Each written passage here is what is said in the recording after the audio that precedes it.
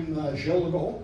I work for CB Supplies. I'm in Hydronics, have been in Hydronics for many, many years, as you can see from my hair.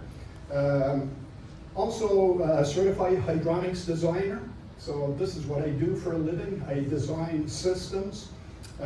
Also certified in geothermal. So if ever at the end of this there's questions on geothermal also, feel free to ask your questions.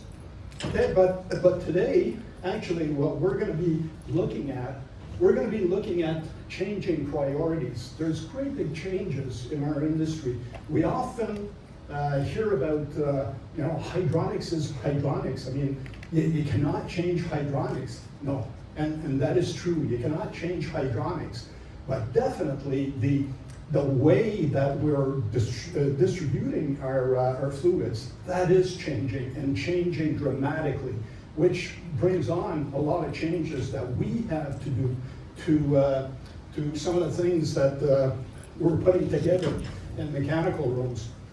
We'll also be talking about low supply temperature because that is the key. This is what we're going to be focusing on for 20 minutes actually, because I'm going to leave myself a bit of time for questions at the end. We're going to look at methods of making sure that we've got these low supply temperatures. We'll look at different things also, indoor-outdoor reset control, heat emitters. We'll talk also about the heat sources, what we're actually using. And at the very end, we'll have a look at a specific system. There is a need right now in the industry to upgrade some of the systems that are existing, and it becomes very difficult with this new technology because of the low temperatures. So those are some of the things that we're going to be looking at. When we were distributing through gravity, so how was fluid being transferred into our systems? Well, it was by gravity. Hot water being lighter, so it would rise to the top, and cold water being heavier, it would go down. So this is how we would get in circulation. Then all of a sudden, in I would say 1950, 1960, we developed circulators, which made our systems much more efficient, much more appropriate, also easier to control, easier also to make sure that we were bringing the right amount of energy to each one of our zones. So that was the evolution, but now what we're seeing is even more than that.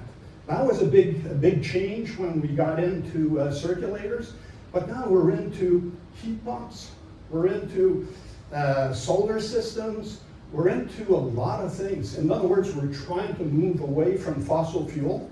So we want to have renewable fuels. So because of that, our systems also have to change, okay? So we're seeing different things now. Like I was saying, heat pumps. We're seeing the heat emitters, even towel warmers that are being used as heating elements. Okay, so a lot of changes. In other words, making sure that what we have to do, or it's our role to make sure that the trick in all of this is supply temperatures less than 120 degrees.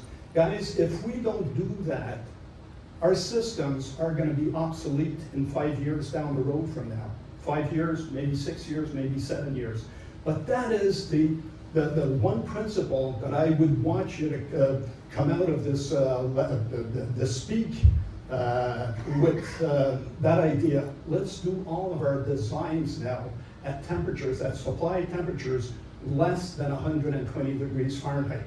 And the beauty in that is that with all the heat emitters that we have, we make it even simpler by having just a one temperature, or instead of having multiple temperatures in our systems, if we design our systems to be lower, to be supplied at lower temperatures at 120, then our chances are that we're going to be having systems with only one temperature.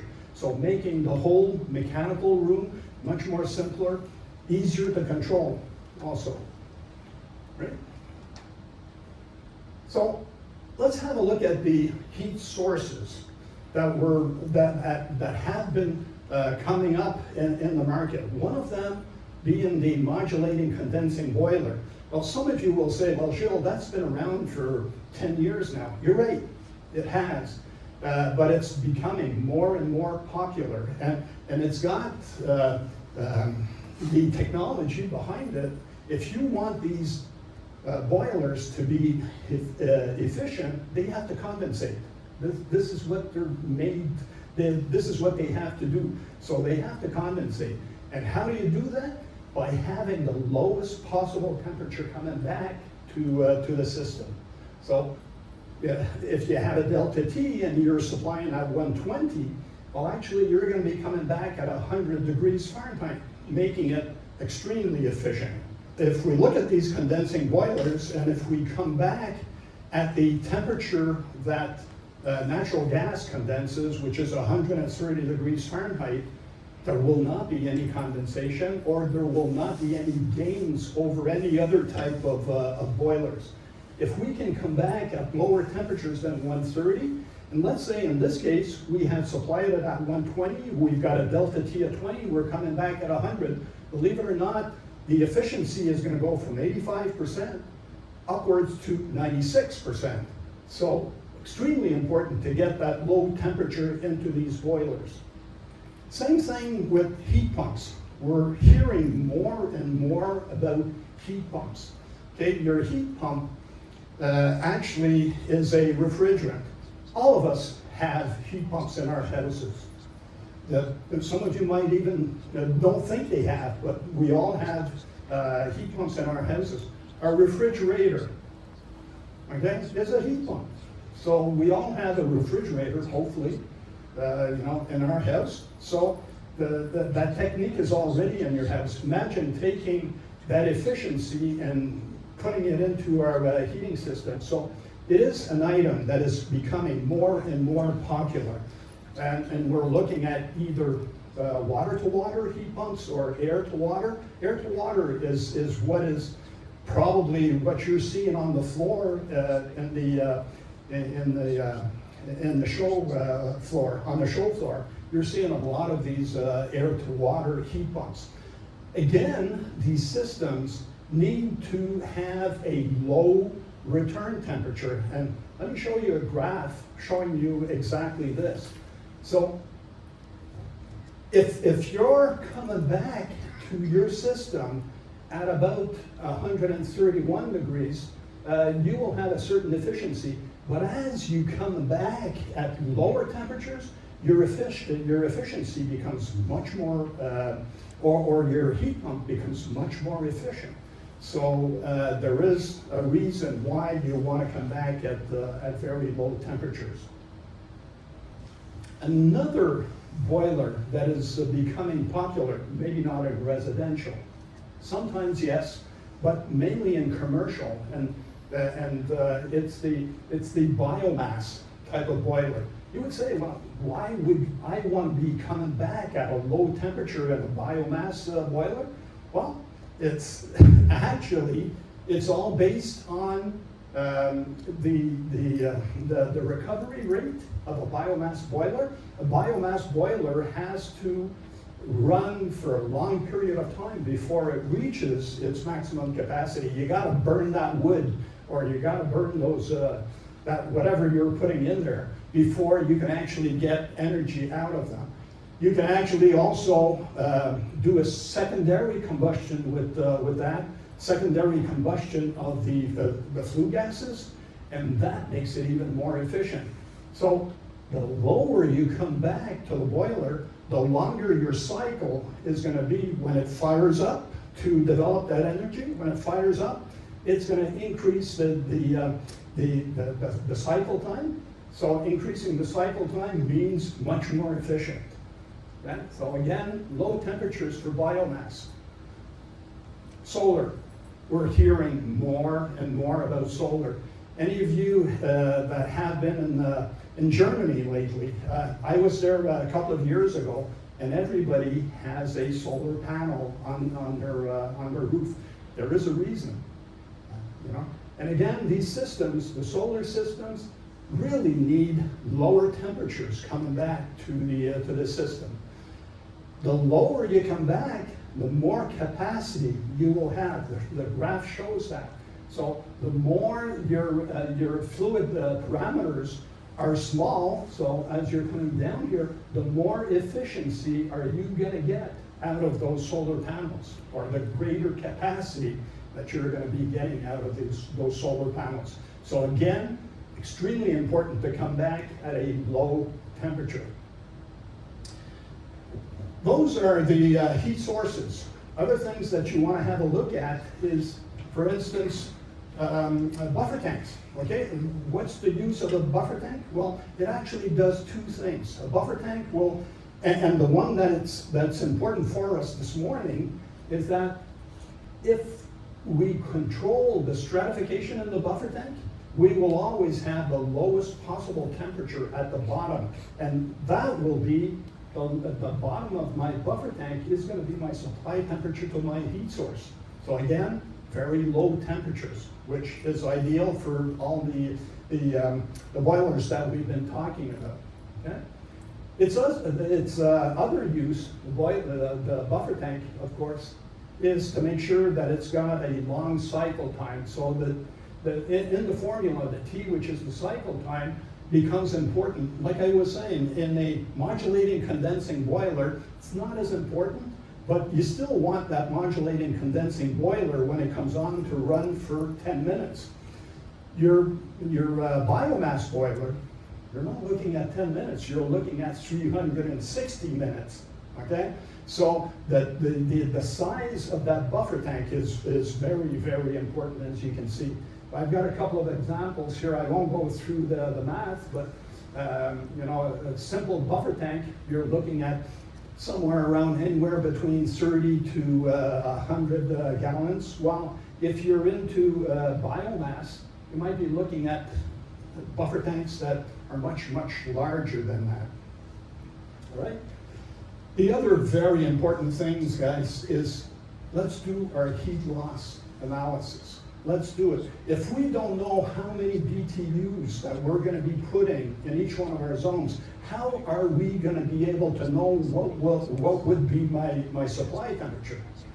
You can guess at it, but if you want to have the maximum efficiency, you have to be coming back at very low temperatures. So let's do our heat loss. And once that is done, let's use our indoor-outdoor reset controls. That's been around for a long, long time, but I'm still not seeing them on all projects, and they should be. I mean, your design temperature, when you decided on that, that was done at exactly it's done for 2.5% of your heating season. If it's as per the code, the F280 code, it's done for 2.5% of your heating season. 97.5% of your season, you're going to be below that supply temperature. And again, you want to be as low as possible, so let's use the benefit of the indoor-outdoor reset control. Possibly the item that will make your system at its peak performance. Let's get into now what I was talking about at the very beginning. Okay, so this is the last part of the presentation. Very often, you'll have a customer give you a call, and he'll say, listen, I heard that these little modulating condensing boilers is what I should have. I want to reduce my cost. I know they're very efficient. But I've got cast iron radiators. Is that okay? So usually we'll have to say, no, that will not work. Well, and they want to keep them. It's part of the design of the decor of their house, so they want to keep that. And yes, we can work with cast iron radiators, so they can keep it. The only problem is that they will not be as efficient. How do you size one of those? Very simple, okay? I won't go into a lot of details, but a cast iron radiator you have to figure out how many square feet it's actually exposed to the ambient air. So once you determine that, and all manufacturers will give you the amount of square footage that they actually represent, okay? And once you know that, then it's going to give you so many BTUs as per the amount of square feet of exposure that you've got. So you have to determine that, so that is essential. Again, I won't go through the math. And then you have to select other items that will come or will supplement your system. Some of them being convectors, as you're seeing here, just a simple fin tube convector, but they're becoming more and more efficient. Some of them have 2 pipes. This one that I'm showing has 1 pipe. But as you can see, we can actually supply these at as low as 110 degrees Fahrenheit. So that fits into our below 120. Perfect. We can use those. We can also use what's even more interesting, what we call the panel radiators. They were developed for the European market, and we're starting to see more and more of these into our North American market. Why are they so interesting? Well, have a look. For as low as 100 degrees Fahrenheit supply temperature, I'm going to be getting something which is interesting. You know, as far as BTUs for the unit, perfect for our low temperature systems. So instead of having 2 temperatures, like I was saying, 160 or 180 or 190 for the cast iron radiators, now I have some radiators that can be supplied at the same temperature as whatever else I've got in my system. So making my design rooms or my mechanical rooms much more simple. We all know radiant floors, that's the ideal, and they've been proving that for many, many years now. Radiant floors, radiant ceilings, radiant walls, they all require very low supply temperatures, and they are efficient. I've got some numbers here showing you the amount of BTUs that they can develop. So let's use them. So here's the system that your customer had. Great big cast iron radiators, and unfortunately these radiators were giving you a system where if you do the math, to get 10,000 BTUs, well, they were giving you the needed, and they were 84 square feet, let's say. They had to be supplied at 190, which is way too much. So let's do the math. Take whatever we've got here and do the supply at 120. Well, what does it do instead of 10,000 BTUs? Fortunately, we're only getting 3,360 BTUs, but that's okay. So let's use that. Let's use those 3,360 BTUs and supplement it with some of the heat emitters that I've shown you. Okay? How do we do that? Simple. We've got PEX now, we've got PERT that can be added to the system. So we just add a panel radiator or whatever else. We add it to the system, and what does it do? That gives us the supplement that we were looking for. I was looking for a supplement of 6,640 BTUs, which is the difference between 10,000 and 3,360. Well, you look at that, and one of the panel radiators that I showed you a couple of slides back would fit perfectly well in that system, giving you that supplement. Right? Well, there you go. So you just add in, using PEX or whatever, you just add some panel radiators. Or what about adding radiant floors? Why not? Add a radiant floor if the job permits it. The people are redoing the floors, or you can do it in the wall. Do a radiant wall. Guys, this is what I had for you. Thank you. It's been a pleasure explaining some of these things. I know it's been brief, There's definitely some questions in your mind that are going through your brain right now. You know, how can we do this? Well, it's open up. So we still have 8 minutes. 8 minutes? Any questions? If not, listen, I can be reached very easily. CD Supplies, Gilles Legault, and you can send me your questions after the fact. I'm always pleased. This is my job. If you guys send in questions, actually you know, the CD Supplies guys pay me a salary, so everybody comes out a winner. So any questions? Yes. So I need a 7 kilowatt, 8 kilowatt electric boiler. Uh-huh. Where on the show would I be looking for, like what are some of the manufacturers that, there's all kinds of condensing gas stuff, but. Yeah. But in the There electric, is where am I one. looking at? Where am I looking for? There is one. It's a, you're going to say maybe I'm a little biased, but you know, I'm from Quebec, and electrification has been something very important for us for a number of years. And so this is why a lot of the products that you're going to be seeing for electrification are coming out of Quebec. I'm not saying they're not available elsewhere, but on the floor there's Thermo 2000. Thermal 2000? Yeah, they've got some nice products there, but you know, pretty much every manufacturer right now is coming out with an electric boiler. So that's interesting. Tankless or tank? Pardon me? Tankless. Yes. Well, yeah, tankless. It's got to be tankless, yeah. Yeah. But you should also really think about a heat pump. I don't have the space for a heat pump, so that's. And they do take a bit more space, yeah, but you should really think about that, because then, you know, with COPs, we're getting COPs now of upwards to 4, even at 24 degrees Celsius, minus 24 degrees Celsius, we're getting COPs, sorry, not 4 at minus 24, but at least we're getting a COP of 2, sometimes 2.5, so, you know, they're ideal. But, yeah. Yeah. Yes. How, as professionals in our industry, can we navigate changes that are coming up in hydronic systems? You know, retrofitting them.